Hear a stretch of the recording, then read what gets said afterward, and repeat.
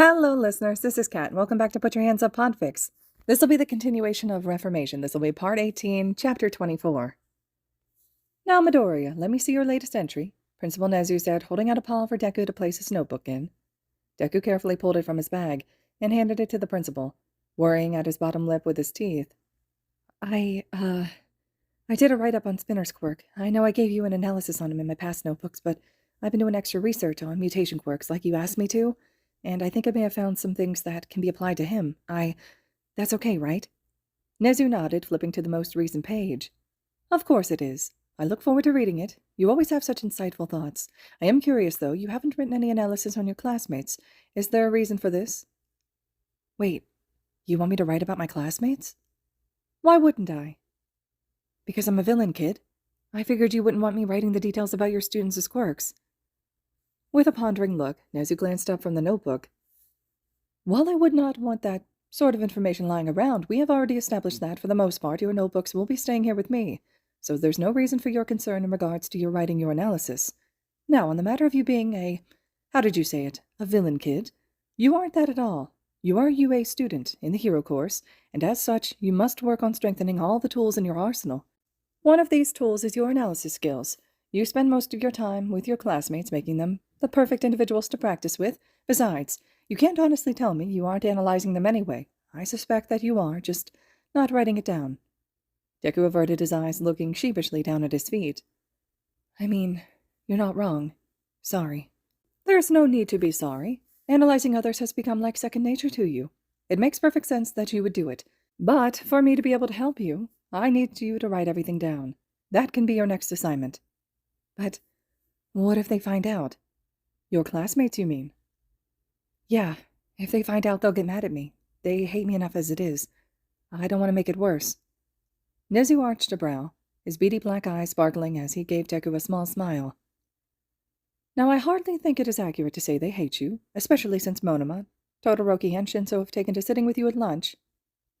That's different, Deku spluttered.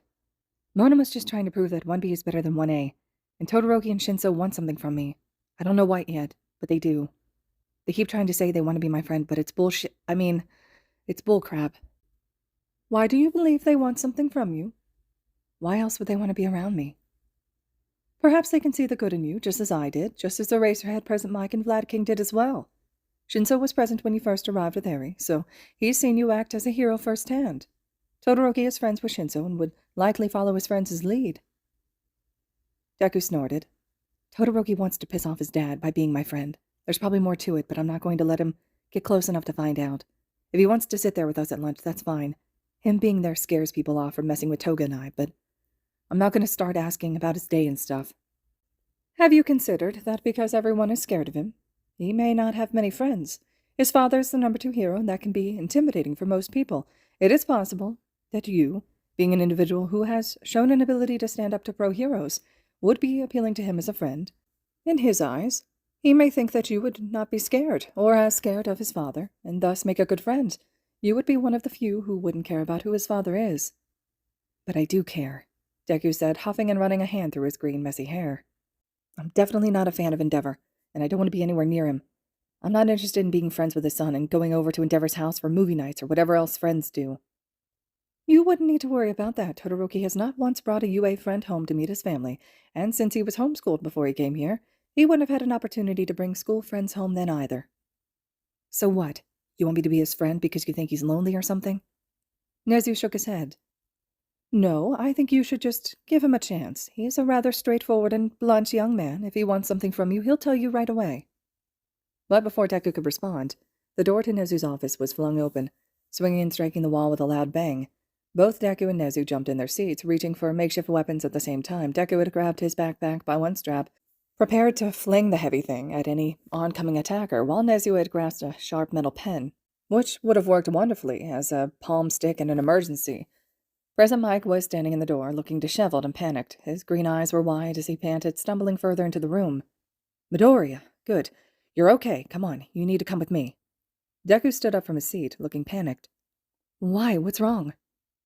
The leak has just started to broadcast. Students are streaming it on their phones and laptops, and I want both you and Toga in a safe place, just in case the leak says something that sets off the students. Nezu was out of his seat and hurrying over to Mike, who immediately scooped up the principal and deposited him on his shoulder. "Where is Toga?" Nezu asked, his voice stern. 1B was at quirk training. I called Vlad and told him to pull Toga and meet me at the dorms. I released 1A from class and told them to go straight to their dorm as well. With how much the league has affected them, I figured they'd be better off, away from the crowds while whatever this is happens. That was smart, Nezu said, nodding. We should take Midoriya to yours and Eraserhead's apartment, while his classmates will be nearby. They aren't likely to retaliate against him should the league do or say something that upsets them. Besides, no one would dare to enter Eraserhead's apartment without permission. The three quickly left and hurried out of the main building. Mike kept Deku close to his side, a hand on the boy's shoulder. For once, Deku wasn't flinching away. As they walked across campus, they saw clusters of students gathered around their phones, talking in hushed voices. A few looked up as they passed, some glaring, while others just looked horrified. As they got closer to the dorms, they could see 1B being led toward their own dorms, Vlad King hurrying along with Toga just beside him. Monoma was with her, a sneered expression on his face as he snarled at anyone who looked at Toga for too long. She was clutching her books closely to her chest, looking nervous. As soon as she spotted Deku, she sprinted ahead of Vlad King and latched herself to Deku's arm. Vlad King pushed open the door to the 1B dorms. All of you, get inside and stay there until I come back. Silently, the kids filed in, while Mike continued to lead Deku and Toga toward 1A. No one was about to argue with Toga that she couldn't stay with Deku right now. The person they did have to argue with was Monoma. Instead of heading to the 1B dorm, he was marching himself off after Toga. Vlad King grabbed his arm and tried to pull him back. Stay with the class, Vlad said, trying to usher the boy back. Monoma ripped himself out of his teacher's grasp. She will be woefully outnumbered by the 1A students. It is only right that she has someone from her class with her. I will be with her. Now go inside. Actually, Toga called out, catching their attention, I'd like it if he was with me. Looking rather pleased with himself, Monoma gave Vlad King a dry smile before hurrying after Toga, heading into the 1A dorms with her. As they stepped inside, they found the entirety of Class 1A gathered in the common area, Aizawa with them. The TV was turned on to a news station, which was flashing a warning for viewer discretion at the bottom of the screen. Mike and Vlad tried to hurry the three kids on, but Toga let out a shriek, stopping all of them in their tracks. Toga dropped her books. My parents! She gasped, running across the room to get a better view of the TV. Toga, no, Aizawa said, catching hold of her. You shouldn't watch this. Let go, I want to see, she screamed, fighting against his grip. Deku was frozen in place, staring at the screen as Shigaraki's crazed face stared back. His wide, toothy smile was pulled painfully tight, cracking the skin on his lips as he paced in front of a kneeling couple. It was a man and a woman, both of whom looked rather unassuming. The woman had a slight build and a soft face, with round cheeks and a button nose. Her ashy blonde hair was pulled into a sleek ponytail with long strands gently framing her face. As she stared up at Shigaraki with a quivering lip, her brown eyes began to well with tears. Beside her was a broad-shouldered man with a mousy brown hair, and he wasn't heavily muscled, but he looked fit and healthy, with radiant skin and bright yellow eyes. His square jaw was tightly set as he ground his teeth, glaring at Shigaraki with disdain. Both the man and the woman had their hands bound behind their backs and were covered in bruises and cuts. Anything to say for yourself, Toga-san? Shigaraki said with a sneer. That's not my name, the man spat. I'm Hideo Ichigawa, and this is my wife, Kimi Ichigawa. You have the wrong people. No, I don't. Toga-san. You are Katashi and Nooko Toga, mother and father of Himiko Toga. Don't try to deny it. Not after you publicly disowned your own daughter, saying how she was born and bad, all because of her quirk. She bites one boy and you throw her out. You called her a... What was it? Oh, that's right. A creepy demon child. It never crossed your minds that maybe you did something to make her snap. That maybe your parenting was so bad that your daughter couldn't take it. Shigaraki sneered, walking closer to the couple. The woman sobbed, ducking her head. He tangled his hands in her hair and yanked her head back, hissing at her. Don't you dare hide your face. She put a straw in that boy. Naoko sobbed. She drank his blood. What were we to do? As soon as she showed any interest in blood, we tried to stomp it out. We got her to act normal, and then she just lost it. And then you abandoned her. You know, when she was with us, she had access to blood regularly. With her thirst quenched, she was able to ignore when someone got hurt. We had a member, Smart Boy, knew a lot about quirks. He explained that those with blood quirks almost always have a fascination with blood and a need to drink it. Not a desire, a need. Without it, they can get sick. You were starving your daughter. You were abusing her. No, I would never. Shigaraki let go of her head, letting her sag as she wailed. Her husband, Katashi struggled against his bonds in an attempt to reach her. "And you," Shigaraki snapped, glaring at Katashi. "You don't even care, do you?" Katashi spat at Shigaraki, the glob of spit barely missing Shigaraki's face. "That girl is no daughter of mine. I have no children." Silence fell as Shigaraki stared down at the man, an eerily serene look on his face. Naoko's sobs only grew louder, her shoulders shaking. "You know, she talked about you," Shigaraki said. His voice was quiet and scratchy, like the rasping of insect legs. Deku felt his skin crawling as Shigaraki lowered himself down, so he was face to face with Katashi. "She talked about you both. She would tell us about how you didn't want her. She acted like it was fine, but that didn't stop her from crying late at night whenever she missed you. Deku and Magne would stay up all night comforting her. It was pathetic, but she had never been the strongest of the parties, so I won't hold it against her. It was good for her in a way, the heartbreak, the pain.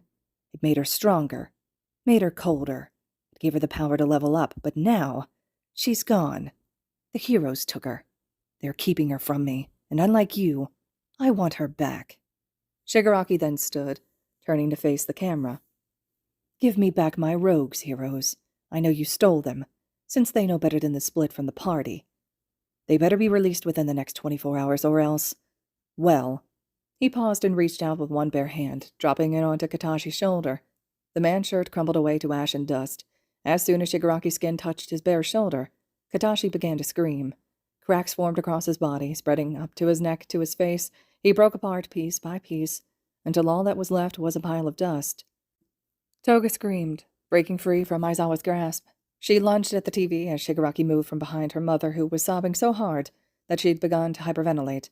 Monoma jumped forward and caught hold of Toga, dragging her back into his chest. She fought against his grip, trying to rush at the TV again, no matter how hard she struggled. Monoma kept his arms locked tightly around her middle. "Return Toga and Deku, and these will be the only two to die by my hands today," Shigaraki said, dropping his hand down onto the back of Naoko's neck. Her death was slightly faster, and she only had a moment to let out a pained shriek before she crumbled away. "No!" Toga sobbed, fighting even harder. "No, no, no, no!" "Deku's father is next. Then we move on to innocent civilians, tick-tock heroes. Your time starts now." The screen flickered to black as someone turned it off. The only sound in the silent room was Toga, who had gone limp in Monoma's arms as she continued to cry. He gently turned her around, allowing her to latch her arms around him as she buried her face into the side of his neck. Mike slowly reached out to touch Deku's shoulder. "Midoriya." Before Mike could say any more, Deku lunged toward a nearby potted plant and vomited, emptying his stomach into the pot. A gentle hand rubbed at his back as he heaved, retching up pure bile. As he slowly straightened, he found Aizawa standing beside him, his rough hand on Deku's back and his thumb rubbing soothing circles against his shoulder blade. A girl, the one Deku recognized as the class vice rep, approached carefully, holding out a water bottle to him. He took it, giving her an appreciative nod. From her skin, she pulled a tin of mints and handed that to him as well. She then walked over to Toga and pulled out a box of tissues from her skin and handed it to Monoma, who held it in preparation for when Toga lifted her head from his shoulder. "Sensei, I'm going to make a pot of tea," the girl said quietly. Aizawa nodded. "Thank you, Yaoyorozu." "Midoriya," Nezu said, hopping down from Mike's shoulder. "I know that was difficult to watch, and you must be very worried for your father, but I need you to focus. Can you please tell us where your father is? We need to reach out to him so that we can—" "He doesn't know," Midoriya croaked. "Fuck. He doesn't fucking know. This is bad." "I know. We have to tell him so that he can be safe, so that's why we need—" "No, not my dad. Shigaraki. He doesn't know we betrayed him. This is really, really bad." Vlad King frowned. "This just means he never sent an attack after you. This is a good thing." Deku shook his head violently, stumbling away from Aizawa and putting his hands out, as though he was trying to keep anyone from approaching him. "I'll go. You don't have to fight me on it. Just don't send Toga. It'll be too much for her." The room froze. Before any of the teachers could say anything, Bakugou was out of his seat and setting off small explosions in his hands. "You aren't sending him back there," he snarled, eyes narrowed at Nezu. "I won't let you." "Bakugou, sit down. Now," Aizawa snapped, pulling himself to his full height. "No one is being sent anywhere." Deku blinked at him, the panic in his eyes clearing and giving way to confusion. "What are you talking about?" "We aren't sending a child to the League of Villains. Why would you think we would do that?" So you could have a double agent on the inside, so the League doesn't kill more people, to have one less villain on campus. There's a lot of reasons. Listen, kid, Aizawa said. He paused to run a hand through his snarled hair as he sighed. It is not your job to go undercover. You're a literal child with no training. It is our job to protect you, okay? We aren't sending you back to the League, to be blunt. If we sent you back, you'd probably get killed. We would never knowingly send a student to their death. Deku continued to blink up at him in confusion. But I don't count. What does that mean? I'm quirkless and a villain. I don't count. Are you trying to say you don't count as a student? I mean, I wouldn't count toward your statistics if I died.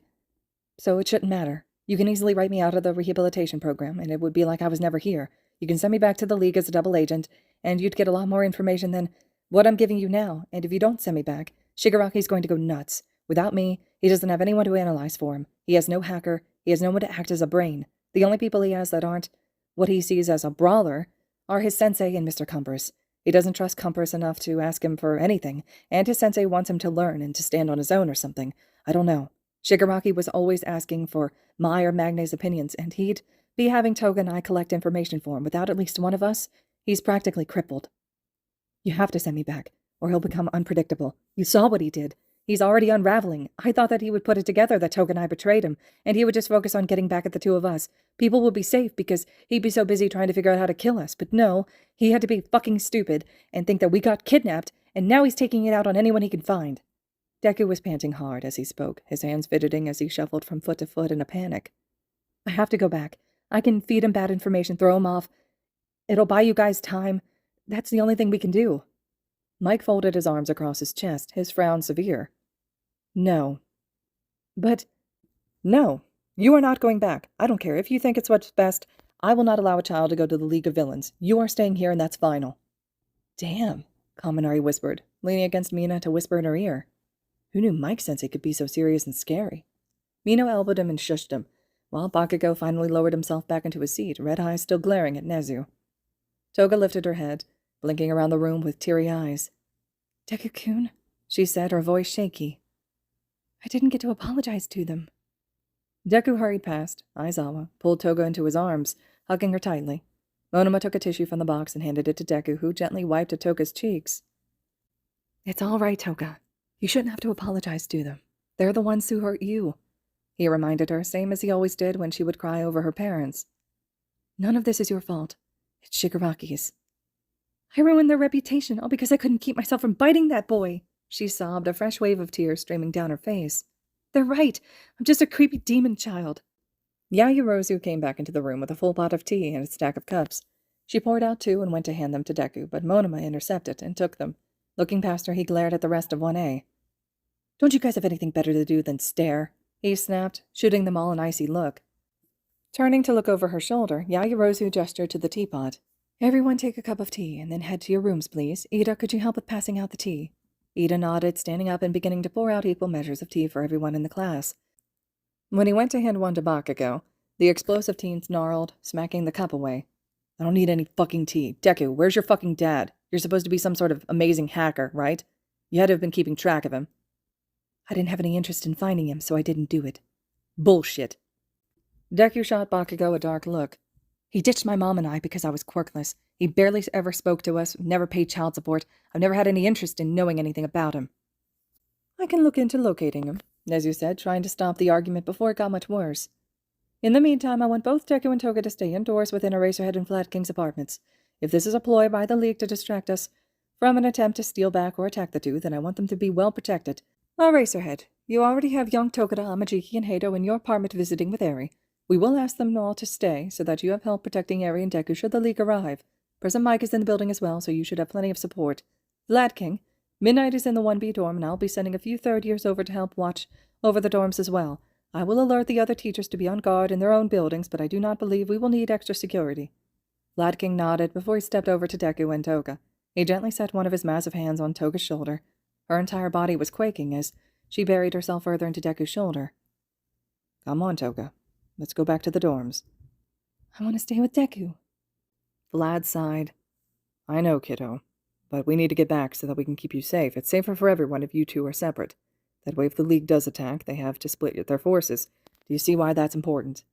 She nodded, but still didn't let go of Deku. Another moment of her clutching to him, she slowly let go and pulled away, her eyes bloodshot and her cheeks tear-stained. Monoma, who was still holding the cups of tea, handed one off to Deku before reaching out to take Toga's hand. He pulled her hand up and wrapped it around her cup of tea. Her fingers fumbled slightly, but clutched onto the paper cup and pulled it back to her chest, where she wrapped her other hand around it, nuzzling into the warmth. Monoma's arm lifted, as though he was about to touch her, but then froze. He glanced over his shoulder at the few remaining members of 1A. Bakugou, who was still sitting and glaring, made a huffing noise and then fixed his attention on Nezu again. Todoroki and Shinzo were sitting with Uraraka, who was waiting for Ida to finish passing out the tea. Shinzo arched one brow, giving Monoma a pointed look before letting his gaze wander back over to Deku. A slight blush creeped up Monoma's cheeks as he let his arm continue his motion, and wrapped it around Toga's shoulder. He tucked her against his side and squeezed her upper arm in a comforting gesture. Vlad King gave Monoma an approving nod, an impressed and proud look on his face as he led the pair out of the dorm. "I'll see you soon, I promise," Deku said, watching them leave. She gave him a watery smile as she passed. Nezu gestured for Deku to follow him. "Come now, let us get you settled. Perhaps you can spend some time with Eri, yes?" As Deku started to follow Nezu, Mike, and Aizawa, he noticed movement out of the corner of his eye. Turning, he sees Bakugou trailing after them. Aizawa turned as well, having seen Deku move. "Bakugou, to your room, now." "I'm staying with Deku." "No, you're not. Go." Huffing, Bakugou stormed off, stomping up the stairs to his dorm. Ida was corralling Todoroki, Shinzo, and Uraraka up the stairs as well. Todoroki paused, glancing back over his shoulder to make eye contact with Deku. He gave the green-haired boy a small, sad smile before continuing back up the stairs. Stepping into the apartment, Deku found Mirio, Tamaki, and Nijiri gathered in the living room with Eri, all watching a movie about a magical talking cat. Eri seemed particularly entranced, as did Nijiri. Tamaki had buried himself into Mirio's side as they watched. Seeing the gathered people, Mirio straightened in his seat. His bright smile slipped slightly when he saw the state everyone was in. "Everything okay?" he asked, his blue eyes bright with worry. "The League made an example of Toga's parents," Nezu said diplomatically, careful of what he said around Eri. "I am hoping you three can stay in the 1A dorms tonight and possibly tomorrow night in case the League is planning a strike to hurt or take back Deku and Toga. Would that be all right?" "Sure," Nijiri said excitedly. "Eri and I can do our hair and watch lots of movies. How does that sound?" Eri nodded, looking excited, but not quite smiling. Mirio smiled at Deku and patted the spot beside him. "Join us. The movie's going to end soon, but I think there's a sequel we can watch. Need me to fill you in on what's happened?" Deku shook his head while he stepped further into the room. He looked around nervously, shifting from foot to foot as his eyes flicked between the couch and the hallway to his room. "Toga made me watch this movie before. I know what's going on." As Nezu left, leaving Mike and Aizawa to keep an eye on the children, Deku eyed the older students carefully. Mirio watched Deku out of the corner of his eye, studying the younger boy as he studied him. Finally, after letting Deku get his fill, Mirio turned to look at him again, smiling. "How are you settling in here at UA?" Mirio asked, trying to keep his normally loud voice a little quieter, not wanting to startle Deku. Deku still flinched, jumped slightly, and was curling in on himself more. "It's fine, I guess." "Good. And it's probably nice living with two teachers. If you ever have questions on the homework, they can help you."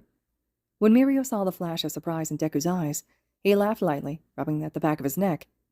"Yeah, we know about Prison Mike and Eraserhead. They had to tell us since we spent so much time with Eri. We promised not to say anything, though." The credits were rolling before anyone spoke again. Nijiri was searching for the sequel while Mirio had crouched down to ask Eri if she wanted a snack. Eri looked nervous as she nodded her head, as though she wasn't sure if she was allowed to ask for food.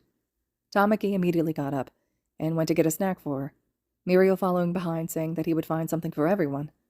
As soon as they were gone, Eri was climbing up onto the couch with Deku, crawling into his lap and curling against him.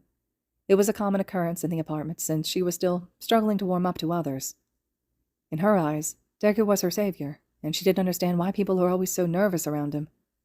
Aizawa had tried to explain to her that Deku was probably dangerous and that she shouldn't spend too much time alone with him, but she refused to accept that Deku was anything besides a hero. She would climb into Deku's lap while they watched TV or movies, and she would climb into his lap when he read stories to her. When he did his homework, she would come wandering into his room and sit on his floor, with a coloring book, happily working on her drawings as he studied. Nearly every night, Deku would take some time to help Eri with her own studies. They would go over letters, numbers, and shapes so that when she would spend time with her tutors during the day, she'd be a little less confused. Tamaki stumbled as he came back into the living room. Having spotted Eri curled up in Deku's lap, he quickly regained his footing and sat down on the other side of the couch before holding out sliced apples to Eri.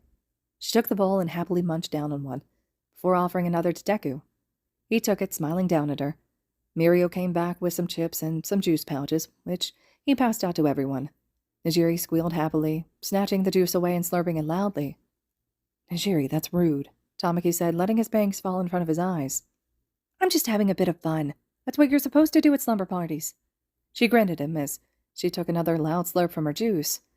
Deku knew right then that it was going to be a long night. All right, everyone. This concludes Chapter 24 of Reformation. Chapter 25 will be next. I hope you all are still enjoying this one. Let me know your thoughts and reactions, and as always, thank you so much for listening.